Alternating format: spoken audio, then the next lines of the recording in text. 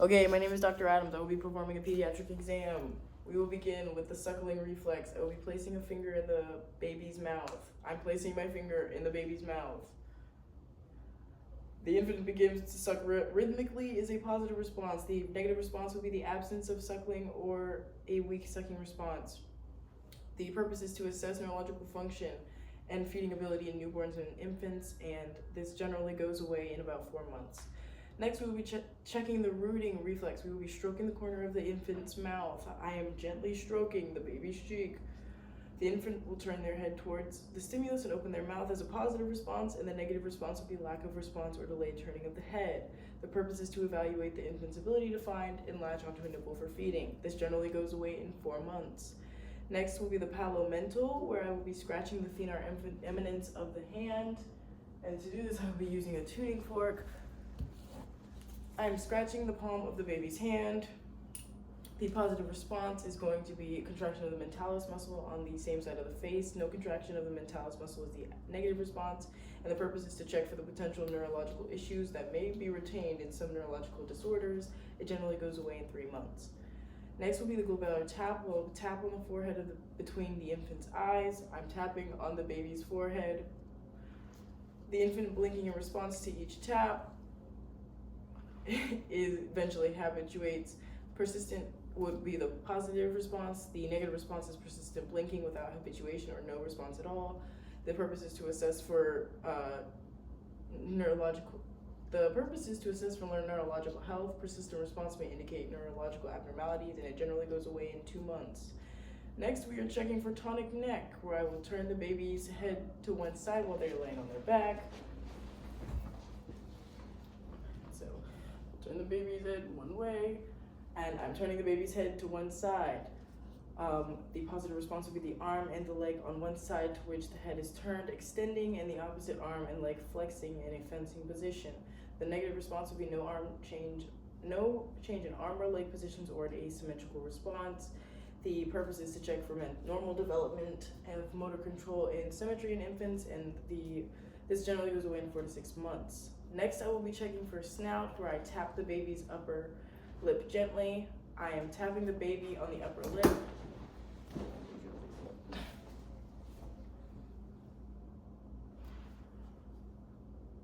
The infant's lip puckering in response or protrusion is a positive response, and the negative is no movement or delayed response of the lips. The purpose is to evaluate neurological function. Persistence beyond the typical age may suggest neurological impairment, and it goes away generally in 4 to 6 months. Next, I will be checking Moro, where I will be holding the baby in a semi-sitting position and then allowing the head to drop back.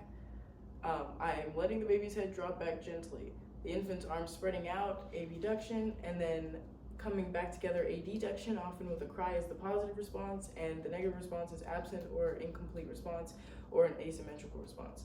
The purpose is to assess neurological development and reflexes. Absence or asymmetry may indicate neurological issues. This generally goes away in 5 to 6 months. The next reflex is going to be the grasping reflex, where I place my finger against the infant's palmar grasp, or the sole of the foot. So I'm pressing my finger against the baby's palm/foot.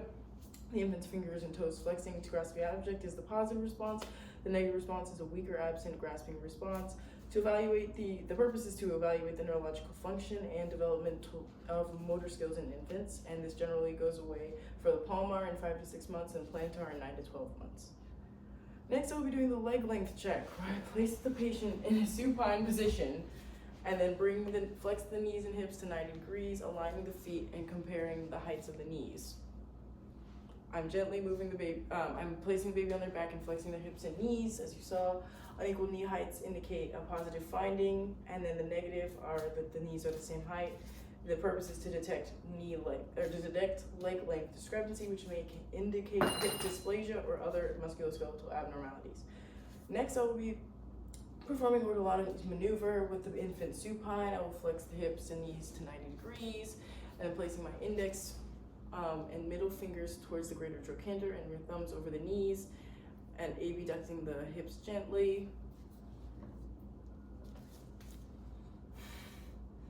Right. And I'm gently moving the baby's hips outward. A palpable clunk would be the positive at the femoral head. relocating into the acetabulum, and no palpable clunk or smooth motion is the negative response. The purpose is to check for developmental dysplasia of the hip in infants. Next, we will be performing Barlow's maneuver, and this will be with the infant supine, flexing the knees to 90 degrees, placing my index finger and middle fingers over the greater trochanters and thumbs over the knees, and adducting the hips while applying posterior pressure. And gently moving the baby's hips inward. A palpable clunk as the femoral head dislocates from the acetabulum will be a positive finding. No palpable clunk or smooth movement is negative, and the purpose is to identify hips that are dislocatable or developmental dysplasia of the hip in infants.